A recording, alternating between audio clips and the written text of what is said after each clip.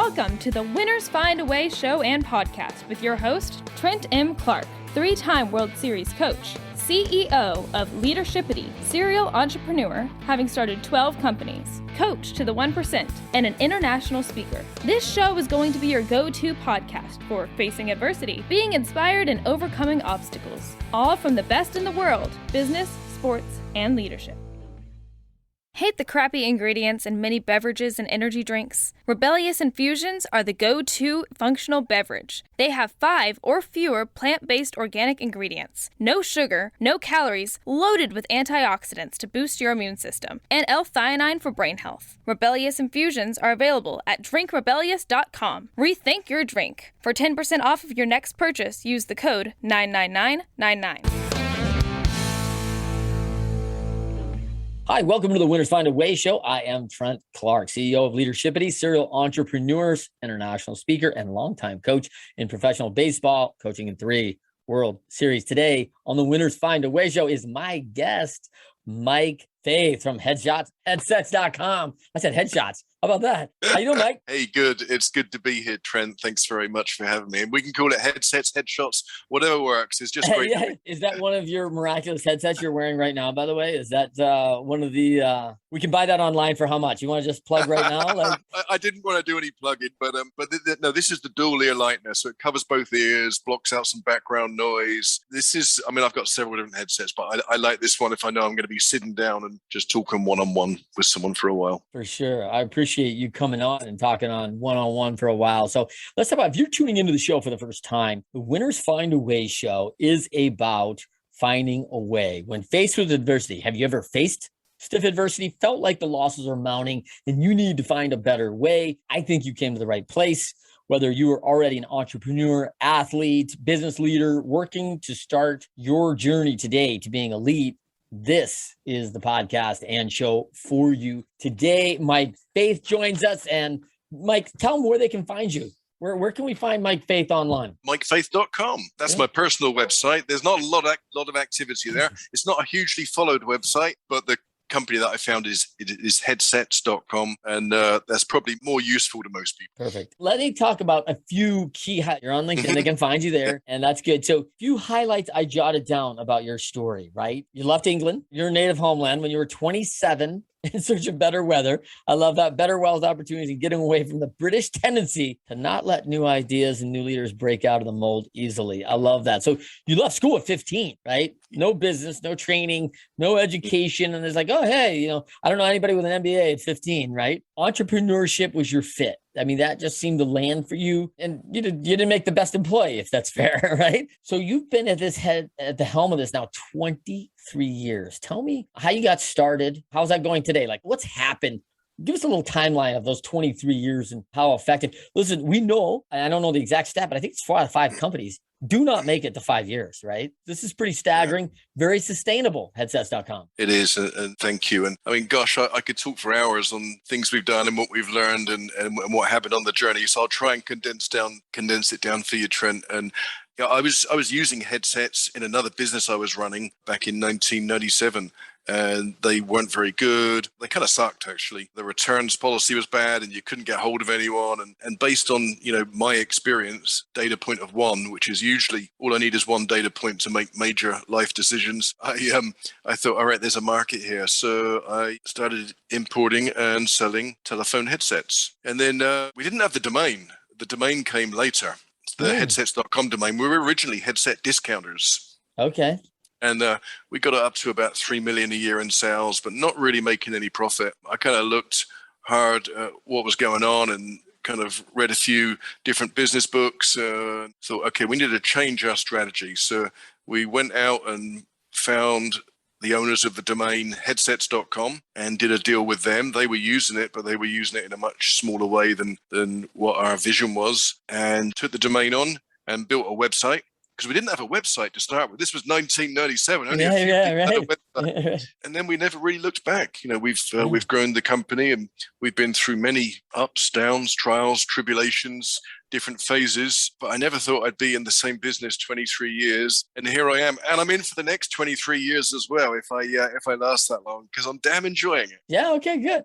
You started with the weed was 4 of you, right? No, I've had different people involved in the business over time, but I've got some shareholders. Yep. Sorry, there was a call coming in there. Yep. I've got some shareholders in the business as well. And then I've got 2 long-time people in the business that I consider my business partners.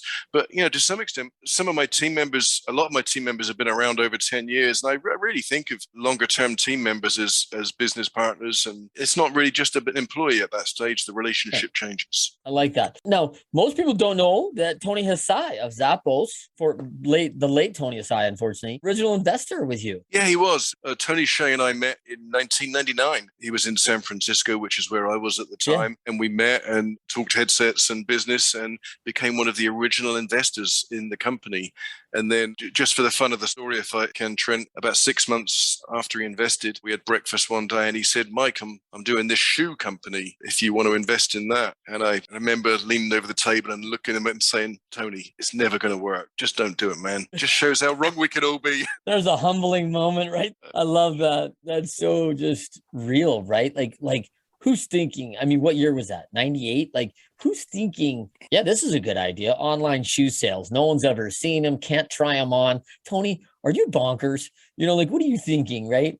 And man, I'll bet I need more than 2 hands to count people that I know that have toured his facility in Las Vegas because they want to see how it works, right? And their tours are incredibly well known, right? And I mean, not just in the business, but it is a whole movement. And my wife is a loyalist, right? Like she's the one who orders 4 boxes and sends 2 back, right? Tony and his group have always been so good in that way, and tragic gone so early. But let's talk about, go ahead, tell them about the exit strategy for headsets.com. Yeah, my exit, when people ask that, I mean, I say it a little bit tongue in cheek, but I say my exit strategy is death, because why would I want to sell it before then? And a lot of entrepreneurs that they want to sell their business, and I've never really understood that. I mean, I'm an entrepreneur because I enjoy it. I like what I do. I work with some great people. Mm-hmm. It's a sustainable business that's got a lot of potential left in it. I enjoy it every day. I work hard. I don't work as hard as I used to, I must admit, Trent. As early an entrepreneur, you work 12, 14, 16, 18-hour days. Now I'm like, as I'm getting a little bit older, I'm like, 8's enough for me normally. I can do 9 or 10, but what I do if I sold it, I'd have a lot of money and a lot of time. And I think those are very dangerous for entrepreneurs because entrepreneurs like to be busy. And I think when they're not busy, they can suffer. And when they've got a lot of money, things can go the wrong way. So I like where I am at the moment and what I'm doing. I've got no intention to change the business or the ownership. Fabulous insight. I mean, it's fabulous, like not only in the present, but really foresight too. And I agree with you. I think those are 2 various combinations, right? We always say, what's the old adage? Idle hands, we're just asking for trouble, right? So it's not good, but you have a passion, a couple things you're passionate about. You got this great business. Very sustainable. It's a very interesting perspective that you say that. And one of the things I like that you just mentioned that I think is one of the biggest challenges right now in social media and the population is, hey, they're telling these kids, go be an entrepreneur. It's easy. Go do a website. You won't have to work hard. Hey, have you read the 4-Hour Work Week? That's all you got to do. Like, no. So when you describe those early days of those 16 hours, like, I don't even know, those are so early for me. Those are still grinding away, right? And 16 hours, that's not uncommon. Weekends, that's not uncommon. And I think they're duping some of our youth to think like, oh, this is going to be so simple, and they don't know what they're in for. I totally agree, Trent. I think it is a little bit misguided because very few entrepreneurs that I know have just got lucky. I mean, we get lucky, but we get lucky and you add that into the hard work, and that's what creates, this formula for success that doesn't always happen anyway for many of us. And if I look back, I do consider, I worked really hard, but I got very lucky as well. And I think that's a big component. But I call him a young kid that works for me now. He's 23 years old, and I shouldn't call him that. But he was for a while not working that much. This is before he came onto our company, because he was making money on crypto, and he thought that's how he'd make money for his life. And the crypto crash, crypto ups and downs that have come recently have actually been really good for him to think, okay, crypto isn't, I sit there and I just make money all my life. I might make some more, I might lose some. And it's led him to realize that he's got to do the hard work, which I think is a good lesson and a good ethic for us all to have. Oh, that's really good. And I like how you talk about that, right? Because we do need some luck, right? We do need some things to go our way. But I do believe that hard work creates a lot of opportunity. Some people call it luck, right? But I often think about people maybe hearing about headsets.com on this show for the first time. And I'm like, oh, yeah, welcome to Mike Faith. He's a 23 overnight sensation, 23 years. Really, it's not like easy, right? Yeah. So I always love that about the work that goes in. One of your obsessions is something that I like as well. Not nearly as good as you, but chess. You're a chess man. I played chess online for maybe an hour or maybe sometimes 2 hours every day.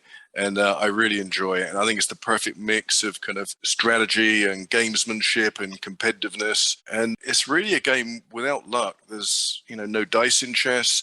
It's really about, you're really responsible just for the moves that you make and competing against your opponent's moves or your opponent's mistakes. It's a fascinating game. Talk about like those three big lessons, the three big lessons of chess, because they're things that I think adapt and apply to a lot of things in life, right? But what are the three big lessons, your big takeaways from chess? I might struggle with that one, Trent. I like what you said about responsibility, right? Like, hey, like I got to make the move. I'm the only one who's got to own it, right? It's mine. This isn't chance. This is strategy and skill. It's not like, oh, I got lucky. Look at that. I just happened. Oh, is that checkmate? Whoops. Like, come on. Yeah. Not happening. Right? What else did you tell me? Yeah, and I'm just thinking of that now you said it, because I answered that without realizing what I was saying. Yeah. But it's responsibility for your own actions when you play chess, and the outcome is really just down to how well you play and how well the other person plays. And then one of the other components is it's really about who makes mistakes,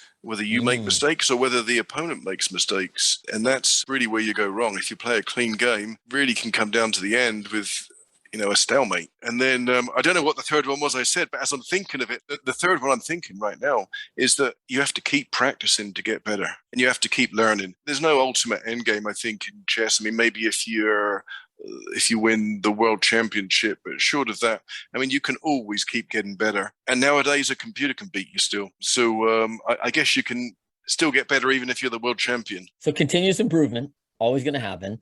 And I love the idea as a leader. Think about like a leader. We come up with ideas, we innovate, and we know well the intended consequence. My intended consequence is to, capture your king, right? Like that's it. That's the game. But so I immediately make a move to put myself in position to do it with no consideration of your bishop there that's about to kill me, right? Take my queen, right? But my intended consequence is real, but my unintended consequence, if not considered, becomes major challenges, right? So I love the game of strategy and thoughtfulness and how it applies to how we're thinking. It does keep us sharp. It keeps us sharp. I like also the mental acuity, and I think that people gain over time of keeping their mind sharp. And I think when we talk about conditioning, there is physical conditioning, but there is mental and moral conditioning involved too.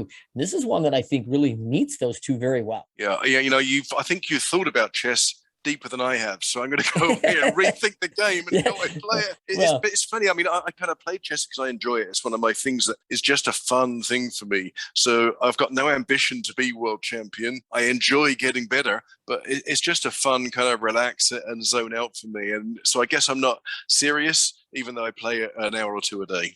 That's cool. Well, the strategy's big and I love it. So let's talk about something else most people don't know about you. And we're going to name drop here a little bit. All right, just a little bit. Is you host a lot of dinners and you host author dinners. Tell us what that means. When I read a book or if there's just someone that I know or want to meet, I'll invite them to a dinner or a talk and raise money for their cause. So I started this first in 2006 with Richard Branson. Had him to a dinner in San Francisco. He was coming into San Francisco, so I arranged the dinner on the same night and got together some friends and gathered some pretty sizable donations for his nonprofit. And I thought I liked this idea, so I've done it since on occasions. And I kind of transitioned more recently, just before COVID, to doing talks at my condo with drinks rather than a dinner, just because then I can get more people in dinner table. And recently interviewed Malcolm Gladwell and Ryan Holiday, and I've got several more coming up kind of post-COVID, but I've put it on hold for a little bit. But I just find it a fun way to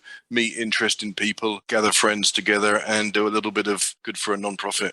That's awesome. I think it's a great cause, right? And man, I'm gunning to make that dinner one day. That's all. I'm just gunning to Either way, either be the author or make the invite list one day, right? Because, man, that It would be shines like great a to have you, star, Trent. man, right? Can I ask you, Mike, you and I have been friends for a while. We've known each other probably 4 or 5 years. I asked you, hey, Mike, come on my show. We're going to talk about winners find a way. We're going to talk about some hard things. All right. So, Mike, you and I have known each other for 5 or 6 years and both entrepreneurs. We met actually at an entrepreneur function. And tell me why you come on a show like this. I asked you as a friend to come, but, we talk about winners find a way. Going to talk about some challenging things along the way. Why do you do that? I think because you asked. I mean, one of the things I've found in business is if people ask you to do things, entrepreneurs will often do it. And if you ask for help from someone, they'll usually give it. I think entrepreneurs are far more, I don't know if it's giving and generous or if it's just they can't help saying yes or they're addicted to activity. Maybe it's all of those, but I've asked people to be on my board before and people say yes, and I very rarely get declined. So I think it's just an entrepreneurial inclination to take action and say yes to things. Good. Well, I'm glad you said yes. Let's talk about young Mike quickly. Let's talk about young Mike.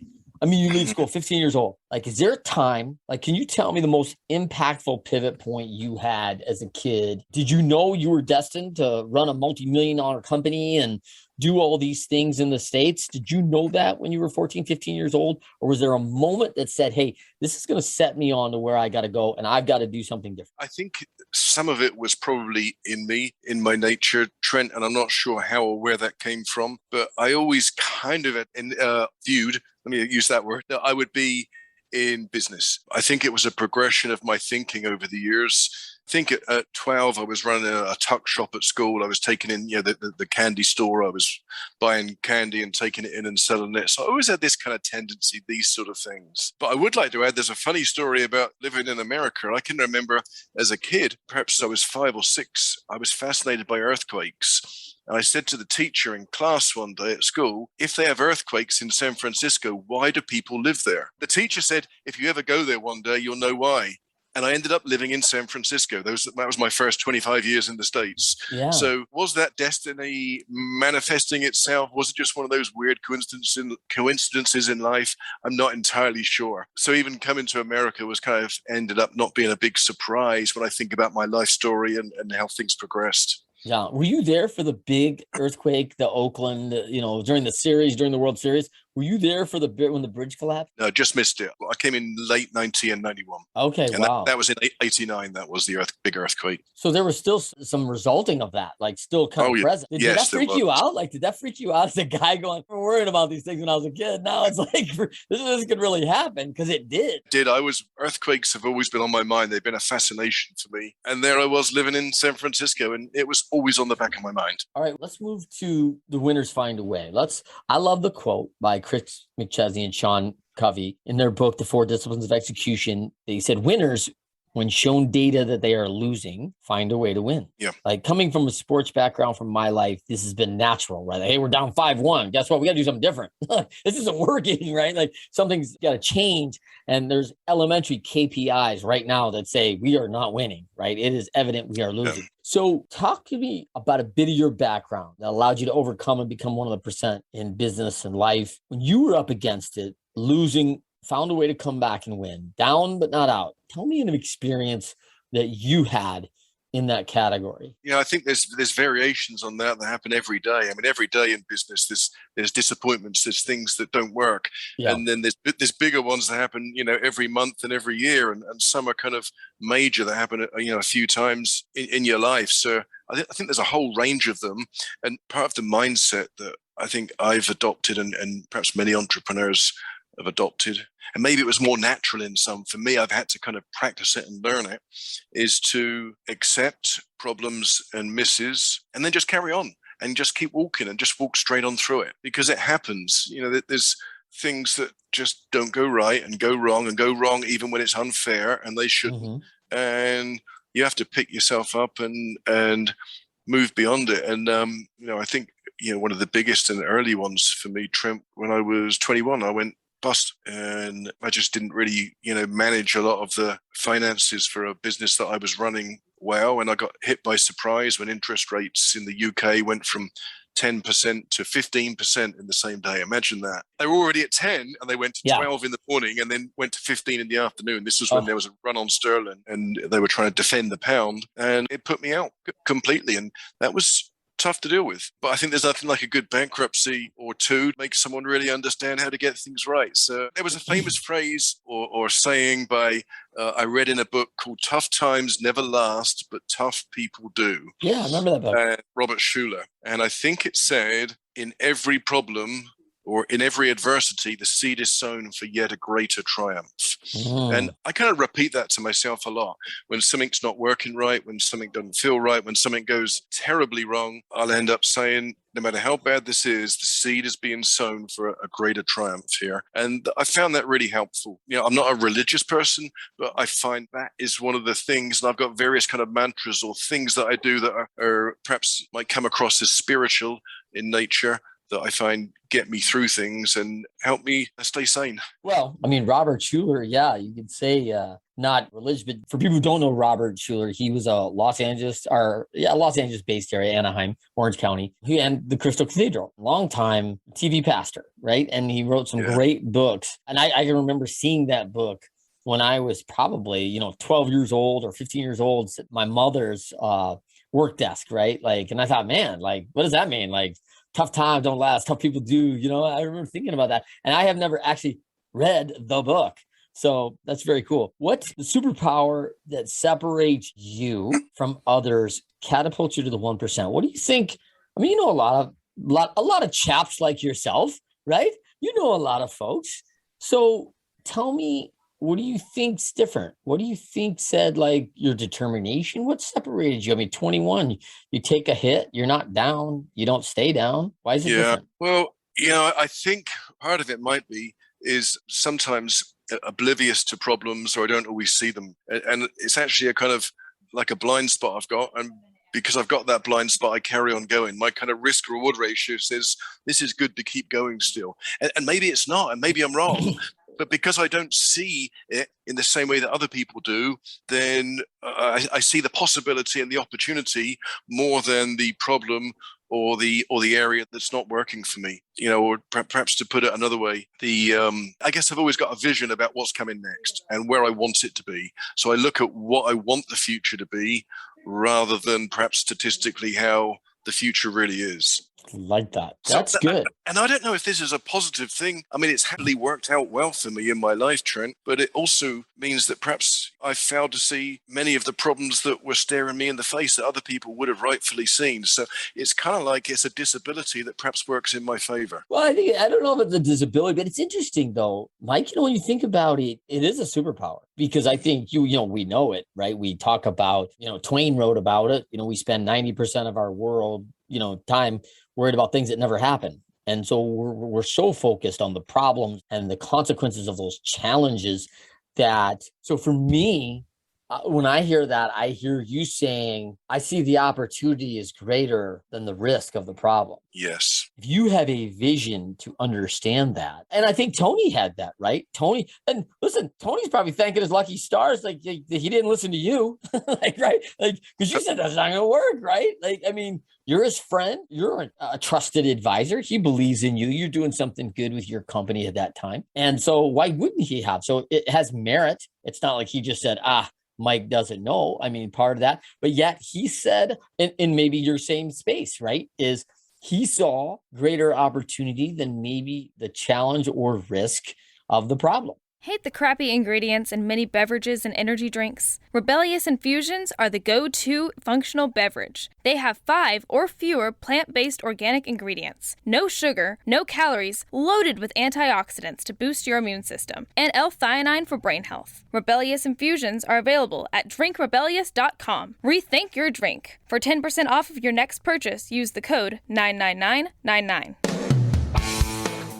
Thank you for listening to the Winners Find a Way show and podcast. Trent, together with the leaders who shared their learning and experiences through this show, are grateful for allowing them to help and support you on your journey to becoming your best. Write a review, rate us 5 stars, and share this episode to your network.